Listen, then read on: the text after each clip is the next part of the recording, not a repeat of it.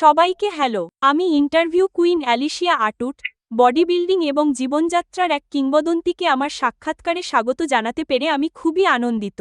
তিনি হলেন mister lifestyle, black Prince রবি Robinson. Hello. High লি, আপনি কেমন আছেন? আপনারা সবাই কেমন আছেন? আমি ভালো আছি।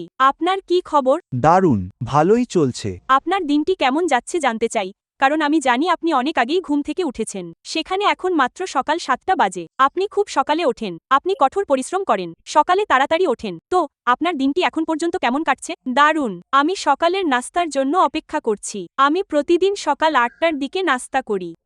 আমি রুটিন মেনে চলা একজন মানুষ। তাই আমি মনে করি এটা খুব ভালো। আপনি জানেন, এটা আপনাকে গোছানো রাখে। আমি এটাই মনে করি। আমি সবকিছু একটা নির্দিষ্ট নিয়মে করার চেষ্টা করি। প্রতিটি দিনই আমার আগে থেকে ঠিক করা থাকে। ঠিক। আপনি আগে আপনার নাস্তার ছবি শেয়ার করেছেন, যা সবসময় দেখতে যেমন সুস্বাদু, তেমনই স্বাস্থ্যকর। তো আজকে সকালের নাস্তায় কি খাচ্ছেন তা কি আগে থেকে ঠিক করা আছে? সেটাও কি রুটিন মাফিক? আমি সাধারণত প্রতিদিন ভোর 4:35 নাগাদ ঘুম থেকে উঠি। আমার প্রশিক্ষণের সময় মূলত ভোর 4টা। যেসব দিন জিমে যাই না, যেমন আজকের মতো, ভাইরাস মানুষের মানসিকতাকে কিছুটা এলোমেলো করে দেয়। সকালে ঘুম থেকে উঠে আমি জিরা চা পান করি। জিরা চা শরীরবৃত্তীয় বিপাককে দ্রুততর করে এবং বডি বিল্ডাররা যে চিন্তায় থাকেন তা দূর করে, কারণ পেশির নিচে চামড়ায় পানি জমে যায়। তাই আমি জিরা চা পান করি, যা প্রাকৃতিকভাবে পেশির ভেতরে পানি ধরে রাখতে সাহায্য করে। আপনাকে কোনো ডাইউরেটিক বা ওই জাতীয় কিছু ব্যবহার করতে হবে না। তাই যখন আমি কোনো প্রদর্শনী বা প্রতিযোগিতায় যাই যেখানে মানুষ আমার শরীর দেখতে চায়, আমি প্রতিদিন সকালে এবং রাতে ঘুমানোর আগে খালি পেটে জিরা চা পান করি। এটি শরীরের পুনর্গঠনেও সাহায্য করে। এটি দীর্ঘায়ু দেয় কারণ এটি একটি খুব শক্তিশালী ভেষজ। এটি গাটের প্রদাহ দূর করে, আর এ কারণেই আমি গত 50 বছর ধরে এই চা পান করে কখনো ইনজুরিতে পড়িনি। এটা সত্যিই অবিশ্বাস্য। এটাই আসল রহস্য। যদি কোনো উচ্চাকাঙ্ক্ষী বডি বিল্ডার এখন এটি দেখে থাকেন, তবে এটাই আসল কৌশল, কারণ আপনার বয়স এখন 74 এবং আপনি এটা নিয়ে গর্বিত যে আপনি এখনও কতটা সুঠাম এবং দারুণ দেখাচ্ছেন। তো আপনি কি এখন আগের মতো সমান কঠোর প্রশিক্ষণ নিচ্ছেন যখন আপনি প্রতিযোগিতায় অংশ নিতেন? আরও বেশি, আরও বেশি। আমি এখন আগের চেয়ে আগে ঘুম থেকে উঠি। আগে যেমন অলস সময় কাটাতাম, এখন তা করি না। আমার শরীর এবং সবকিছু ঠিক আছে, কিন্তু বয়সের সাথে সাথে আমি স্বাস্থ্য বজায় রাখার ব্যাপারে আরও বেশি মনোযোগী হয়েছি। মানে, বডি বিল্ডিংয়ের জগতে এসবের তেমন বালাই নেই। আমি দেখছি অনেক তরুণ 25 বা 30 বছর বয়সেই মারা যাচ্ছে। এটা আমার কাছে কোনো অর্থই বহন করে না, এবং আমার মনে হয় এটা সচেতনতা অভাব। কাউকে ছোট করছি না, এটা কেবল যত্ন আর উদ্বেগের অভাব। স্বাস্থ্যই হলো সম্পদ। আপনার স্বাস্থ্যের অবনতি হলে সবকিছুই এলোমেলো হয়ে যায়। আপনার কাছে দুনিয়ার সব টাকা থাকলেও আপনি। আপনার বেঁচে থাকা দরকার, জানেন তো? আমি সত্যিই নিজের স্বাস্থ্যের পেছনে প্রচুর পরিশ্রম করছি। ছোটবেলায় বেড়ে ওঠার সময় আমার সংস্কৃতিতে হাম বা জলবসন্তের মতো ছোটখাটো অনেক রোগী হতো।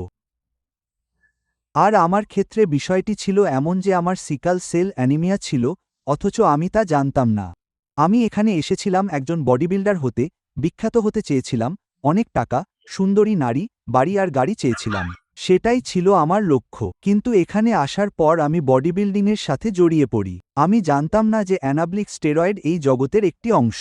আমি ভেবেছিলাম ঈশ্বর প্রদত্ত মেধা, শারীরিক গঠন আর জিনেটিক্সের মাধ্যমেই শরীর তৈরি করা যায়, এবং আমি আগেই খুব ভালো শারীরিক গঠন নিয়ে এখানে এসেছিলাম। তাই আমি বুঝিনি যে স্টেরয়েড নিতে হয়, যা আমি আগেই বলেছি। এবং আমার প্রথম প্রতিযোগিতা ছিল মিস্টার ওয়ার্ল্ড। আমি তখন প্রিমোবোলানের 200 মিলিগ্রামের একটি শট নিয়েছিলাম, যা ছিল সবচেয়ে শক্তিশালী সংস্করণ, যা শরীরকে অ্যানাবলিক অবস্থায় রাখতে সাহায্য করে। এবং আমার বাড়ি থেকে হেঁটে আসার পথে, অ্যালিস, আপনি বিশ্বাস করবেন না, আমি যখন আমার বাড়ি থেকে গোল্ডস জিমে হেঁটে যাচ্ছিলাম, কারণ আমি পুরনো গোল্ডস জিম থেকে 2 ব্লক দূরে থাকতাম, প্যাসিফিক এলাকায়, রাস্তার ঠিক নিচেই, এই রাস্তার শেষ মাথায় 2 ব্লকের যেকোনো দিকেই ছিল উইমুড ভিলেজ। সেখানেই আমার অ্যাপার্টমেন্ট। আমি এখনও ঠিক সেই একই এলাকায় বাস করি, তাই না? আসলে দারুণ ব্যাপার, আপনি এখনও সেই একই জায়গায় আছেন। ভেনিসের সমুদ্র সৈকতের ঠিক পাশেই, তাই না? আর আমার মনে পড়ে গোল্ডস জিম থেকে হেঁটে আসার কথা। খুব উত্তেজিত ছিলাম। ওয়াও, ঠিক আছে। আমি অনুভব করছিলাম আমার শরীর একটা পরিবর্তনের মধ্য দিয়ে যাচ্ছে, কারণ আমি আগে কখনো এমন কিছু গ্রহণ করিনি। যখন আমি এখানে ওমা ভিলেজে আমার বাড়ির দরজায় পৌঁছালাম,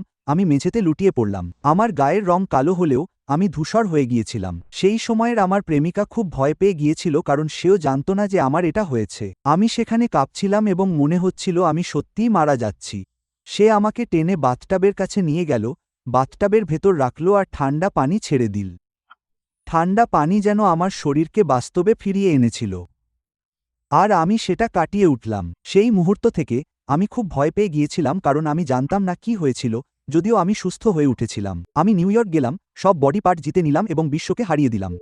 তখনও আমি সেটা জানতাম না, তাই আমি রক্ত পরীক্ষা করালাম। আমি একজন ভেটেরান, তাই আমি ভিয়েতে গিয়ে রক্ত পরীক্ষা করালাম, আর তারা বলল, মিস্টার রবিনসন, আপনার রক্তাল্পতা আছে। আমি বললাম, সেটা কি? আমার কোনো ধারণা ছিল না। আমি জানতামই না যে এটা একটা সমস্যা, একটা স্বাস্থ্যগত জটিলতা। তারা বলল, আপনার সিকল সেল অ্যানিমিয়া বা কাস্তে কোষ রক্তাল্পতা আছে। এর মানে হলো যে কোষগুলো কাস্তের মতো আকৃতির, তাই যখন সেগুলো রক্তপ্রবাহের মধ্য দিয়ে যায়, সেগুলো একে অপরের সাথে আটকে যায়, আর শরীরের অভ্যন্তরীণ অঙ্গ ও হৃৎপিণ্ডে অক্সিজেন পৌঁছাতে বাধা দেয়। তাই মোটামুটি 24 বছর বয়সে আমি হার্ট অ্যাটাকে মারা যাওয়ার খুব কাছাকাছি ছিলাম। সেটাই ঘটেছিল।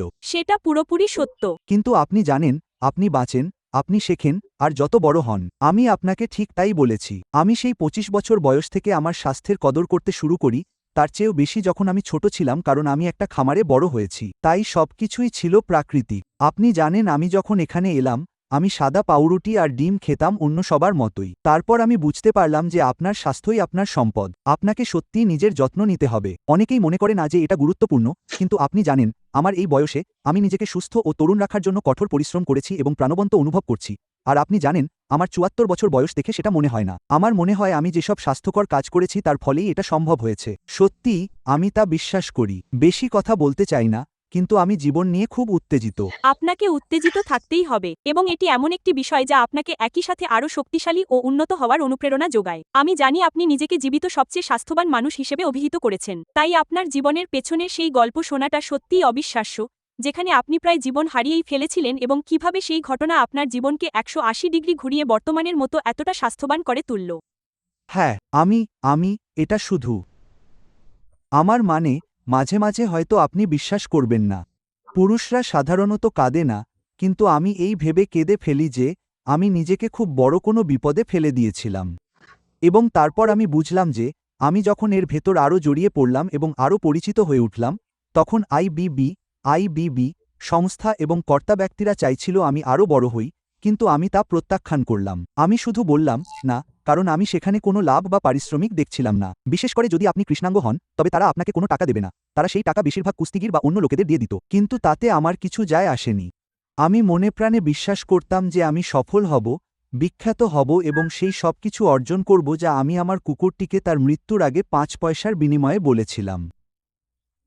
আপনি জানেন, সে ছিল আমার সেরা বন্ধু। আজও পর্যন্ত সেই আমার সেরা বন্ধু। আপনি হয়তো জানেন, আমি আজও অন্য কোনো কুকুর পুষিনি। আমি কুকুরের দিকে তাকাই এবং তাদের প্রশংসা করি, কিন্তু সেই কুকুরটি আমার কাছে অনেকটা মানুষের মতোই ছিল, কারণ সে আমার সব কথা শুনত।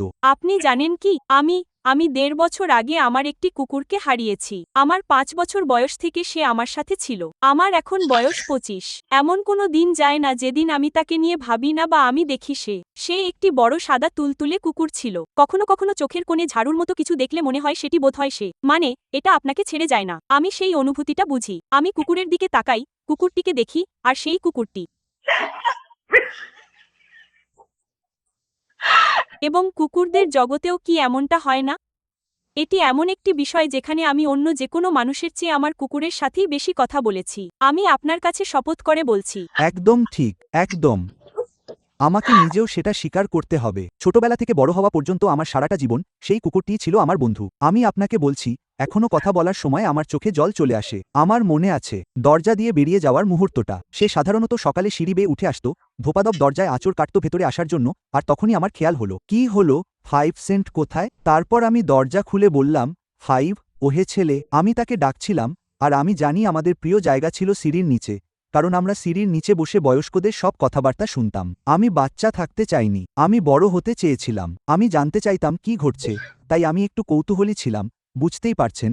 কিন্তু সেই কুকুরটাও আমার পাশে থেকে সবকিছু শুনত। আমার মনে হতো সে যেন মানুষ, মানে সে কেন শুনছে?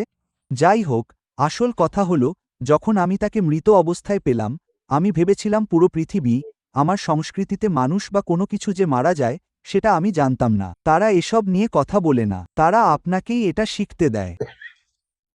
তাই আমি দীর্ঘ সময়ের জন্য সত্যিই ভেঙে পড়েছিলাম। আমার মনে হয় আমি এক ধরনের শৈশবকালীন বিষণ্ণতার মধ্য দিয়ে গিয়েছি। আমার মনে হয় আমি কুকুরটিকে নিয়ে সেই সবকিছুর মধ্য দিয়ে গিয়েছি। কিন্তু একটি প্রাণীর সাথে এমন সম্পর্ক থাকাটা এক অবিশ্বাস্য অভিজ্ঞতা ছিল। সত্যি। আর আমি এখনো খুব কি যেন বলে অন্তর্দৃষ্টি সম্পন্ন এবং সংযুক্ত। ঠিক সেই কুকুরটার মতোই সংবেদনশীল। ঠিক যেমনটা সেই কুকুর ছিল। খুবই সংবেদনশীল। এটা অবিশ্বাস্য। আমি ভাবিনি যে আমরা এখানে আমাদের কুকুরছানাগুলো নিয়ে কথা বলবো। আমার এটা খুব ভালো লাগছে। আমি আনন্দিত যে আমরা তা করছি। আমি আনন্দিত যে আমরা তা করছি। সে আমার প্রতিটি ওয়ার্কআউটে আমার সাথে থাকত। সে আমার সাথে দৌড়াত। সে বসে আমাকে দেখত যখন আমি গাছের ডালে পুল আপ আর পুশ আপ করতাম। আর সেটাই ছিল আমার দর্শক। বডি বিল্ডিং বা অন্যান্য বিষয়গুলো নিয়ে আলোচনায় ফেরার আগে যা আমি আপনার সাথে কথা বলতে চেয়েছিলাম, আপনি কুকুরের কথা উল্লেখ করেছেন যার নাম ছিল 5 সেন্ট। 5 সেন্ট কিভাবে আপনি আমাকে জিজ্ঞেস করতেই হবে কিভাবে আপনি তার এই নামটি পেলেন? এটি কোথা থেকে এলো? আমি জানি না। আমার মনে হয় কারণ তাকে খুব বুদ্ধিমান মনে হতো। আপনি জানেন, কিছু কিছু প্রাণী সত্যিই খুব সংযুক্ত ও অন্তর্দৃষ্টি সম্পন্ন হয়। আমার মনে হয় প্রাণীদের ক্ষেত্রে এটাই ঘটে, কারণ বনের মধ্যে আমার একটি ট্রিহাউস ছিল আর আমি ভাল্লুক, হরিণ, মুস এবং অন্যান্য সব প্রাণীদের দেখতাম। আর আমার মনে হয় আমি অনেক অন্তর্দৃষ্টি এবং সংবেদনশীলতা পেয়েছি, যা জন্মের সময় থেকেই এমন ছিল। আমাদের সবারই তা আছে, তবে মনে হয় প্রাণীদের মধ্যে সেটা আরও বেশি। সেটা 7 সেন্ট বা অন্য কিছু হবে হয়তো। এটা বেশ কৌতূহল উদ্দীপক। 5 সেন্ট। হ্যাঁ, আমি সেটা শুনেছি। চমৎকার। আমাদের একজন সাধারণ বন্ধু আছে, সে হলো মাইকেল হার্ন, এবং আমি জানি আপনারা দুজনে একসাথে অনুশীলন করেন। তো আপনারা কি একসাথে অনুশীলন করার সময় খুব বেশি প্রতিযোগিতামূলক হয়ে ওঠেন, নাকি আপনাদের বন্ধুত্ব এখন অনেক গভীর? আপনারা কি হন? হ্যাঁ, আমি সবসময় ওকে উৎসাহ দিই। আমরা শেষবার অনুশীলন করেছিলাম গতকাল, এবং গোল্ডস জিম আবার বন্ধ হয়ে গেছে। এখানের সব প্রতিষ্ঠান আবার বন্ধ হয়ে গেছে। তবে আমরা বাইসেপ ও ট্রাইসেপের ভালো ব্যায়াম করেছি এবং আমি সবসময় ওদের উৎসাহ দিই। ওরা তরুণ ছেলে, আমি মাইককে উৎসাহ দিই আর মাইক আমাকে। চলো রবি, চালিয়ে যাও। বুঝতেই পারছেন, এমন মানুষদের আশেপাশে থাকাটা সবসময়ই ভালো, তাই না? ভালো মানুষ, ইতিবাচক মানুষ, বোঝেনি তো? ওরা ইতিবাচক কিছু নিয়ে কথা বলে, নিজেদের লক্ষ্য অর্জনের বিষয়, আর আমিও আমার মতামত দেওয়ার চেষ্টা করি যাতে ওরা যা অর্জন করতে চাইছে সে বিষয়ে আরও সচেতন হতে পারে। আমার মনে হয় জীবনের সেরা সম্পর্কগুলো সেগুলোই যেখানে দুজনেই একে অপরকে এগিয়ে নিতে চায়। সেখানে কোনো বিদ্বেষ থাকে না। যেমন ধরুন, আপনি নিজেকে ইতিবাচকতায় ঘিরে রেখেছেন। এটি অনেক ভালো একটি পরিবেশ, শুধু কাজের জন্যই নয়, আপনার দৈনন্দিন মানসিক স্বাস্থ্যের জন্য। হ্যাঁ, অবশ্যই। মাইকের মতো কেউ নেই। মাইক কেবল কাজ করেই যায়। সে যেন একটা ছোট্ট যন্ত্র। আর আমরা দুজনই প্রচুর ভলিউম, বাড়তি র্যাপস, সেট এবং এই ধরনের জিনিস, ভিন্ন ভিন্ন ব্যায়াম এবং নতুন কিছু পরীক্ষা নিরীক্ষা করতে পছন্দ করি। এবং আমার মনে হয় এটাই আমাদের একসাথে অনুশীলন করার অন্যতম কারণ। সে একজন খুব ভালো প্রশিক্ষক। আমি ওর সাথে কাজ করতে উপভোগ করি। মাইকের মতো কেউ নেই। আমার মতোই খুব শক্তিশালী। আসলে কয়েকদিনের মধ্যেই আমি ওর সাথে কথা বলবো, তাই ওকে শেষ পর্যন্ত আমার শোতে আনতে পেরে আমি দারুণ উত্তেজিত। এটা দারুণ হবে। হ্যাঁ, সে খুব ভালো একজন মানুষ। আমি মাইককে পছন্দ করি। আচ্ছা, আপনি নিশ্চয়ই গত বছরগুলোতে অনেক শিরোপা এবং প্রতিযোগিতা জিতেছেন, যার মধ্যে আছে mister America, IFBB, mister world, mister universe, masters Olympia. আমি বলে শেষ করতে পারবো না। তো এই অসাধারণ সব অর্জনগুলো নিজের কানে শোনা কি আপনার কাছে এখনও কিছুটা অবাস্তব মনে হয়? এগুলো আমার চ্যালেঞ্জ। আজ যখন আমি বাইরের ছেলেদের দেখি, মিস্টার অলিম্পিয়া, ব্র্যান্ডন এবং উইল, আপনি জানেন, সব ছেলেরা, কাই গ্রিন, ফিল হিথ, ওরা আমার প্রতিদ্বন্দ্বী। জানেন, আমি এখনও কঠোর পরিশ্রম করার মাধ্যম হিসেবে এটা ব্যবহার করি, বাড়তি রেপস দেই, নিজেকে ঠেলি, মানে এক অর্থে নিজেকে চ্যালেঞ্জের মুখে ফেলি। আমি ওদের জন্য চ্যালেঞ্জিং হতে চাই। আসলে এটা নিয়ে কথা বলতে গিয়ে আমার গায়ে কাটা দিচ্ছে। আমি ঠিক ওদের মতো, ওরা আমার প্রতিযোগী আর আমি ওদের পেছনে লেগে থাকি। আমি আরও বেশি রেপস করব। যদি তুমি আমার কাছে এসে আমাকে প্রশিক্ষণ দাও, আমি তোমাকে লাথি মেরে বের করে দেব। এ ব্যাপারে তুমি কিছুই করতে পারবে না। আমি এভাবেই বিষয়টাকে দেখি। আমি বেশি শক্তিশালী। এটা একটা বাস্তব সত্য। সিরিয়াসলি, আমি বেশি শক্তিশালী। আমি বয়স্ক। আমি অনেক বেশি সময় ধরে এখানে আছি। তাই, শোনো, তোমাকে আমার কাছে আসতে হবে এবং আমি যদি সেই চ্যালেঞ্জটা নিজের দিকে ঘুরিয়ে নিতে পারি, তবে আমি তোমার চেয়ে ভালো হব। আমি ঠিক এটাই বলছি। আমি তোমার চেয়ে বেশি রেপস করব। আমি ওদের এটা বলবো। আমি এটাই বলছি। কেন আমি মানসিকভাবে প্রশিক্ষণ নিচ্ছি? আমি নিজেকে আরও ভালো দেখাতে, ভালো অনুভব করতে এবং ৭৪ বছর বয়সেও সবচেয়ে বিস্ময়কর শারীরিক গঠনের অধিকারী হতে ঠেলি। আমি এটা ভালোবাসি। এটা খুব মজার। এটা অনেকটা মিষ্টির দোকানে ছোট শিশুর মতো। তুমি চাইবে, মা, আমি কি এটা নিতে পারি? আর সেই সব অর্জনের সাথে অবশ্যই অনেক গর্ব জড়িয়ে থাকে। আর এখনও জানি এটা শুনতে নাটকীয় মনে হতে পারে, কিন্তু কেউ যখন তোমাকে চ্যালেঞ্জ করে, এমনকি বন্ধুত্বপূর্ণ প্রতিযোগিতা হলেও, তুমি ভাবো, হ্যাঁ, আমি পারবো, আমি জানি আমি পুরোপুরি তোমাকে হারিয়ে দিতে পারি। আমি ঠিক এভাবেই অনুভব করি। আমি নিজেকে বলি, তুমি কি সিরিয়াস? চলো বন্ধুরা। আমি এক লোককে দেখলাম, সম্ভবত শন মারিন, সে একদিন লেগ প্রেস মেশিনে ছিল আর মিস্টার অলিম্পিয়ার জন্য প্রস্তুত হচ্ছিল এবং তারা মেশিনে অনেক ওজন চাপিয়েছিল। তাই আমি তার পাশ দিয়ে হেঁটে গেলাম। আমি বললাম, তোমার শেষ হলে আমাকে জানিও। এবং আমি বললাম, ওজন বদলাবে না, ওভাবেই রেখে দাও। হ্যাঁ, ওহ ঈশ্বর। তুমি বুঝতে পারছো আমি কি বলছি? সে খুব রেগে গিয়েছিল, কিন্তু মূল উদ্দেশ্য ছিল তাকে অনুপ্রাণিত করা, কারণ সে বিষয়টাকে অন্যভাবে নিয়েছিল। তবে এটা আমার জন্য ভালো ছিল। আর সে পরে আমার কাছে এসে বলল, রবি, আমার এটা প্রয়োজন ছিল, তাই আমার মনে হয় এটা দারুণ একটা বিষয় ছিল। হ্যাঁ, জানেন, ওরা তরুণ, ওরা মাঠে নেমেছে, ওরা ভাবে ওরা অসাধারণ কিছু করছে। মাইকেল হার্নের সাথে ব্যায়াম করার আগ পর্যন্ত আমি জানতাম না যে ভারী ওজন বলতে আসলে কি বোঝায়, কারণ মাইক মেশিনে সব ওজন বসিয়ে দিত এবং তার সাথে ভারবেলও যোগ করত, আর আমি তখনও সেই একই ওজনে ব্যায়াম চালিয়ে যেতাম। তবে আসল ব্যাপার হলো, আমি মানসিকভাবে অত্যন্ত শক্তিশালী। আমি যদি কোনো কিছু করার সিদ্ধান্ত নিই, তবে আমি তা সম্পন্ন করি। আমি এভাবেই বিষয়টি দেখি, পুরোপুরি একজন প্রতিযোগী। হ্যাঁ, আপনার মনের কথা শোনা, আপনার মানসিকতা সম্পর্কে জানাটা খুবই অনুপ্রেরণাদায়ক। কারণ আমার ক্ষেত্রে, আমি এই বডি বিল্ডিং ইন্টারভিউগুলো নেওয়া শুরু করেছি কারণ আমি অনেক আগে থেকেই এর ভক্ত ছিলাম। আমার বাবার কাছ থেকেই আমি এটি পেয়েছি।